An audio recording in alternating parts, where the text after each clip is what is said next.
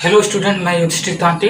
मेरे YouTube channel impress coaching centre में आप लोगों का स्वागत है। आज हम लोग वर्ग 9 के पहला चैप्टर संख्या पद्धति के बारे में पढ़ेंगे।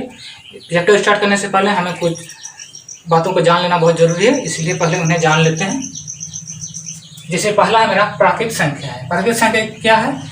एक से लेकर जितने भी धनात्मक संख्याएं हैं, जैसे 1 2 3 4 5 6 7 8 ऐसे अनंत तक, इन सभी संख्याओं को हम लोग प्राकृत संख्याएं कहते हैं। दूसरा है मेरा पूर्ण संख्या है। पूर्ण संख्या है जब हम लोग प्राकृतिक संख्या में जीरो को भी सम्मिलित कर देते हैं, यानी जीरो से लेकर 1 2 3 4 5 6 करके अनंत तक जितनी भी संख्याएं होगी वो सबको हम लोग पूर्ण संख्याएं के समूह में रखेंगे। तीसरा है पूर्णांक। पूर्णांक में जितने भी माइनस यानी ऋणात्मक संख्याएं हैं, जैसे -1 -2 -3 -4 -5 अनंत तक, और जीरो और धनात्मक संख्याएं जैसे 1 2 3 4 5 6 ये भी अनंत तक, इन सभी संख्याओं को हम लोग पूर्णांक के समूह में रखते हैं। ठीक है, इन बातों को जान लिए हम लोग। अभी हम लोग सबसे जो इम्पोर्टेंट चीज है परिमेय संख्या और अपरिमेय संख्या, उसके बारे में जानते हैं।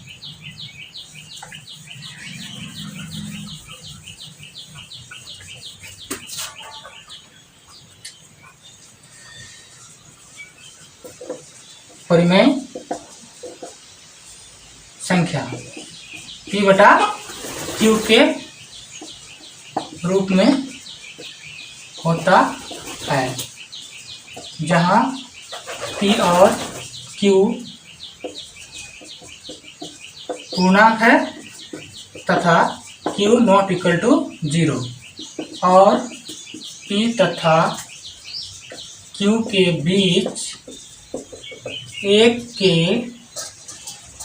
अतिरिक्त कोई उभयनिष्ठ गुणनखंड ना हो, यानी HCF PQ बराबर 1 होना चाहिए। देखिए परिमेय संख्या क्या होता है? परिमेय संख्या P/Q के रूप में रहेगा। P और Q क्या है? कोई भी पूर्णांक संख्या हो सकता है, लेकिन Q 0 नहीं होना चाहिए, मतलब Q का मान 0 नहीं होना चाहिए। और P तथा Q के बीच एक के अतिरिक्त कोई उभयनिष्ठ गुणनखंड ना हो। उभयनिष्ठ गुणनखंड, इसको हम लोग तो पहले समझ लेते हैं आपके उभयनिष्ठ गुणनखंड किसे कहेंगे। जैसे मान लीजिए कोई एक संख्या हम लोग लिए 5 और 7। अच्छा, 5 किससे डिवाइड होता है? देखिए 1 से और 5 से, और 7 किससे डिवाइड होता है? 1 और 7 से। तो इसमें मेरा मैच कौन किया? 1, यानी 5 और 7 का HCF कितना आया? 1। उभयनिष्ठ गुणनखंड कितना आया? 1। इसलिए ये क्या है? मेरा परिमेय संख्या। ठीक, एक संख्या जैसे और लीजिए 8 और 12 का। 8 किससे डिवाइड होता है? 1 से, 2 से, 4 से और 8 से, और 12 1 2 3 4 और 12 से, 6 और 12 से। इसमें देखिए आप लोग 1 मैचिंग हो रहा है, 2 हो रहा है और 4, तो इसमें 1 के अतिरिक्त और भी संख्याएं आ रही है। ठीक है, इसलिए हम इसको पूर्ण रूप से परिमेय संख्या नहीं कहेंगे। ठीक है, इसका HCF कितना होगा? इसका HCF मेरा 4 आएगा, लेकिन कितना होना चाहिए? HCF 1 ही होना चाहिए। PQ का HCF 1 होना चाहिए, तभी हम लोग उसको परिमेय संख्या कहेंगे। ठीक है,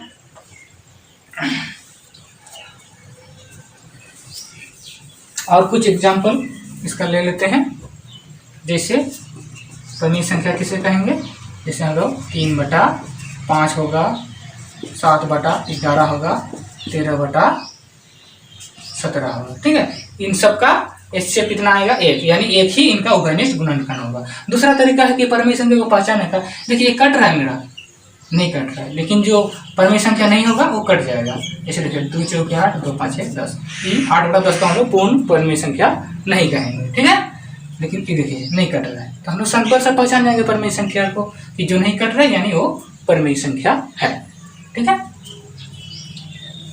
और कुछ दशमलव के रूप में भी होते हैं परिमेय संख्याएं, उन्हें भी जान लेते हैं। जैसे 0.3, 0.5, 0.72, ये सब को हम लोग परिमेय संख्या के अंतर्गत रखते हैं। ठीक है, और कभी कभी कोई संख्या रिपीट भी होता है, जैसे 0.333333 डिवाइड करने से इस तरह से 3 3 आते रहता है, या 3.2222 इस तरह से आते रहेगा। तो जो भी संख्या रिपीट होती है इन सबको भी हम लोग किसमें रखते हैं? परिमेय संख्या के अंतर्गत ही रखा जाता है। ठीक है, तो हम लोग परिमेय संख्या को अच्छी तरह से समझ लिए, किसको हम लोग परिमेय संख्या कहेंगे। अब हम लोग अपरिमेय संख्या के बारे में जानते हैं।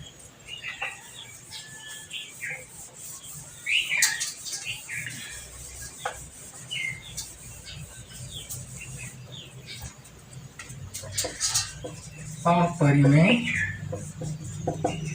संख्या, ठीक है। अपरिमेय संख्या है जैसे √2, √3, √5 इस रूप में रहता है, ठीक है, जिसका पूर्ण वर्गमूल नहीं निकलता है, ठीक है। लेकिन क्या हम लोग √16 को अपरिमेय कहेंगे? नहीं, क्योंकि इसका वर्गमूल 4 होता है, इसलिए ये अपरिमेय नहीं है। जिसका वर्गमूल पूरी तरह से नहीं निकलेगा उसे ही हम लोग अपरिमेय संख्या कहेंगे, ठीक है। और दशमलव के रूप में भी अपरिमेय संख्या होती है, जिसका दशमलव प्रसार ना रिपीट होगा और ना कभी खत्म होगा। जैसे देखिए, मान लीजिए 0.10, फिर 100, 100, फिर 140, 150, इस तरह से और कभी खत्म नहीं होगा, तो इसे हम लोग अपरिमेय संख्या कहते हैं। और जिसका जो रूट के रूप में रहता है, जिसका पूर्ण रूप से वर्गमूल नहीं निकलता है, उन सबको हम लोग अपरिमेय संख्या के रूप में लिखते हैं, ठीक है। पाई भी मेरा एक क्या है? अपरिमेय है, ठीक है। पाई को भी हम लोग अपरिमेय के रूप में रखते हैं, ठीक है। तो आप लोग संख्या पद्धति में बहुत सारी जानकारी ले लिए हैं। अब हम लोग अगले पार्ट में यानी अगले वीडियो में हम लोग प्रश्नावली 1.1 स्टार्ट करेंगे। धन्यवाद।